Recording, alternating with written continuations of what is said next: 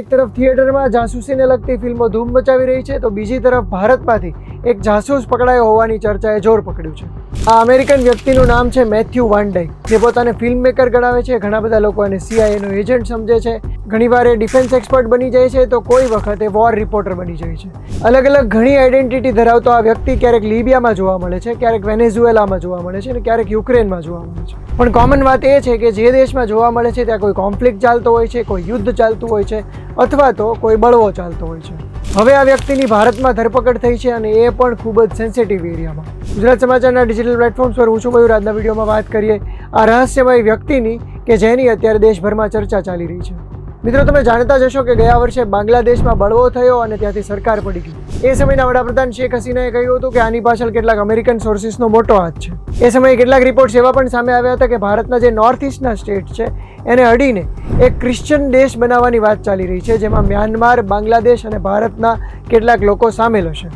થોડા સમય અગાઉ મિઝોરમના મુખ્યમંત્રી લાલ દુહોમાએ પણ ચેતવણી આપી હતી કે મિઝોરમના રસ્તેથી મ્યાનમારમાં અમેરિકા અને બ્રિટન દ્વારા કેટલાક લોકોને ઘુસાડવામાં આવી રહ્યા છે. આ લોકો પૂર્વ વોર એક્સપર્ટ્સ અને ભાડૂતી સૈનિકો હોવાનું માનવામાં આવી રહ્યું છે.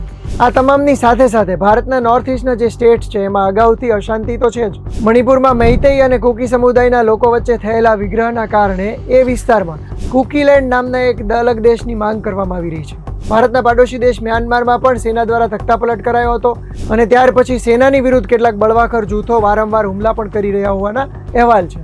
આ બેકગ્રાઉન્ડ જાણ્યા પછી હવે ફરી પાછા આવ્યા અમેરિકન નાગરિક મેથ્યુ વેન ડાઇક ઉપર. રિસેન્ટલી એવા રિપોર્ટ સામે આવ્યા છે કે આ મેથ્યુ વેન ડાઇક અને એની સાથે 6 યુક્રેની નાગરિકો આસામના ગુવાહાટી પહોંચ્યા.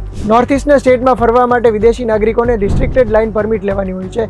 એ લીધા વગર ગેરકાયદેસર રીતે આ 7 લોકો મિઝોરમ પહોંચ્યા અને મિઝોરમથી ઇન્ટરનેશનલ બોર્ડર પાર કરીને મ્યાનમાર પહોંચ્યા હોવાનું કહેવાય છે. મ્યાનમારમાં સેના સામે બળવો કરતા કેટલાક લોકોને એમણે ટ્રેનિંગ આપી. આ ટ્રેનિંગ યુરોપથી ભારતના રસ્તે મ્યાનમાર પહોંચેલા ડ્રોન્સને લગતી હતી અને યુક્રેનના લોકો ડ્રોનની ટ્રેનિંગ આપવામાં એક્સપર્ટ્સ હોવાનું મનાય છે. એવું કહેવામાં આવી રહ્યું છે કે આ 7 લોકો પોતાનું કામ પૂરું કરીને પાછા આવતા હતા ત્યારે ઇમિગ્રેશન વિભાગ દ્વારા એની ભારતના એરપોર્ટમાં જ પૂછપરછ કરવામાં આવી અને ત્યાર પછી નેશનલ ઇન્વેસ્ટિગેશન એજન્સીએ એમની ધરપકડ કરી. મિત્રો, મેથ્યુ વેન ડાઇકને દુનિયામાં ઘણા બધા લોકો ઓળખે છે અને એની પાછળ ઘણા બધા કારણો જવાબદાર છે. 2011માં લીબિયામાં ગદ્દાફી શાસન સામે લડતી વખતે જેલમાં પણ ગયો હોવાનું કહેવાય છે.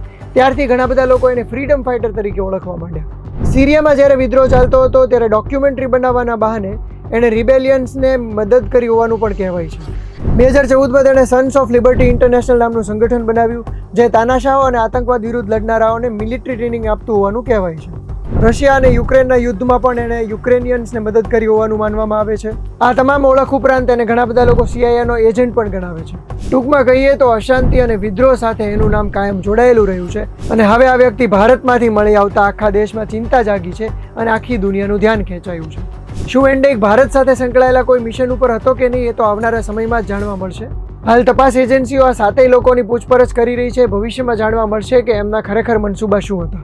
ભવિષ્યમાં આ વિષયને લઈને જે પણ ન્યૂઝ કે અપડેટ્સ આવે છે એ તમને ગુજરાત સમાચારના ડિજિટલ પ્લેટફોર્મ્સ પર જોવા મળી જશે. એ માટે સબસ્ક્રાઇબ અને ફોલો જરૂરથી કરી લેજો.